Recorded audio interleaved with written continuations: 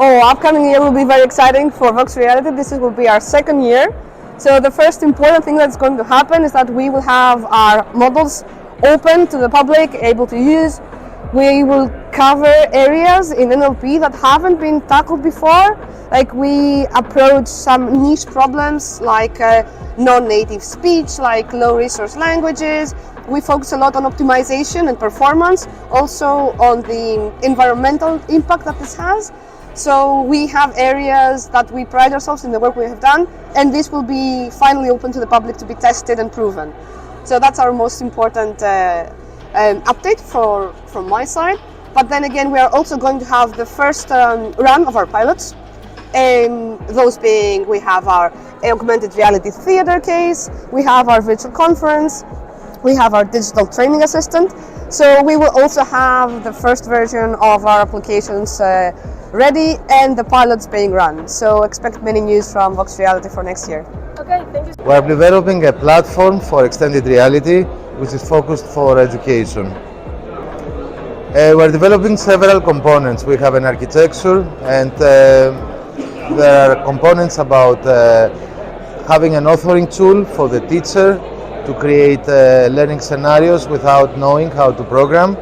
We have a marketplace where developers and content producers can create material which can be uploaded on the marketplace and then can be sold to learners and teachers.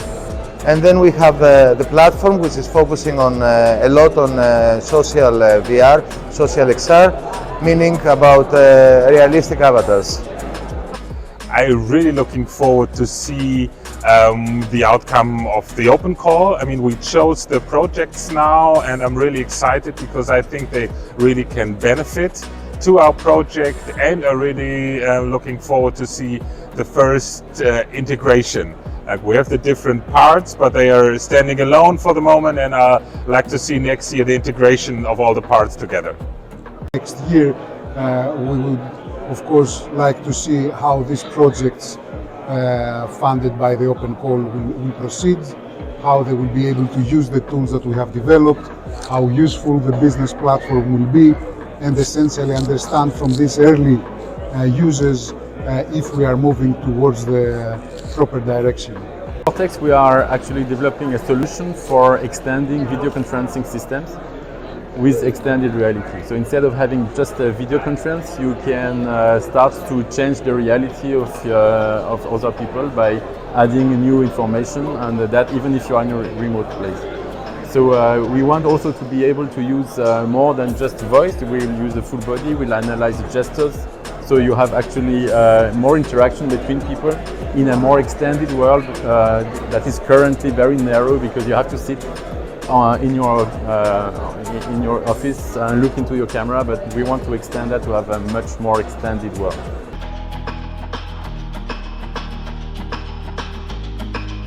Of course, it gives you the ability to experience things in a way that otherwise might not have been possible for you.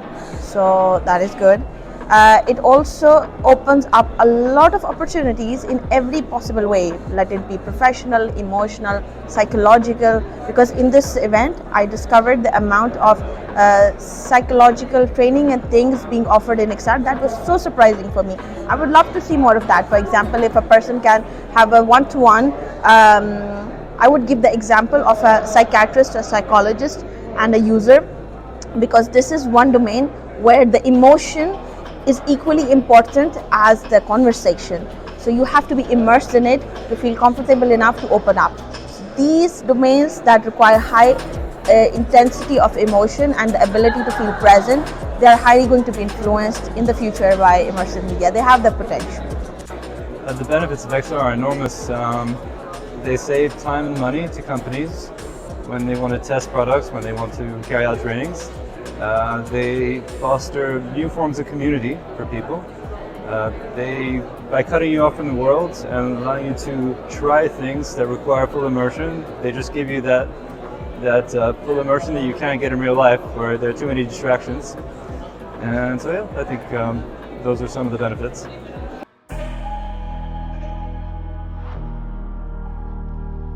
The future of XR will have to be including AI.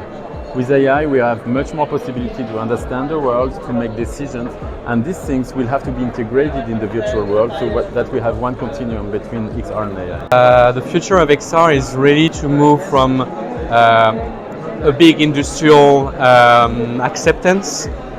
We use here XR to train people, which is very interesting, and we really you can get a return on investment, because when you use technology as XR to train people, you save on money, you save on material, you save time.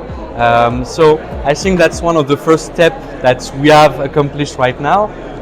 The future is now to industrialize that and to generalize it to a more broad audience. I would really like to see more devices for augmented reality or mixed reality. I heard a lot of people saying mixed reality is the future and augmented reality is the future, like blending both of the worlds, and I do believe in this, but I didn't see many devices specifically for this, so I would really like to see this in the future. We're going to see more devices, more software. The technology is becoming slowly there. We're not 100% there. One of the problems is the cost. So schools, universities cannot easily afford to buy expensive devices. But we're going to see very soon that the price is dropping down and it's going to be more accessible to more people. I would say that a little bit advancements on the existing technology are of course expected in the near future.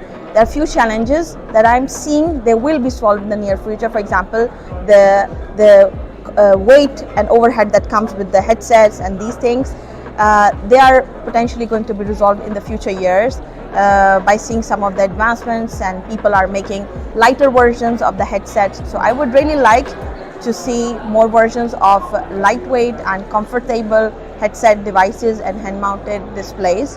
This is one thing I would hope we get advancements in.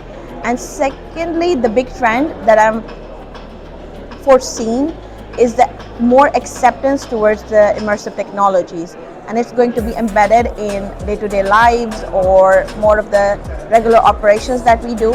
So things are going to get more immersive.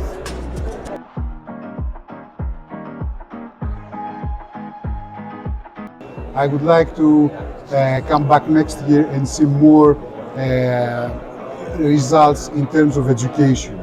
So in XR2Learn, we strongly believe that XR and education are a perfect fit, and we believe that this particular combination should be further evolved, reinforced to involve in the next year. It's for us super important.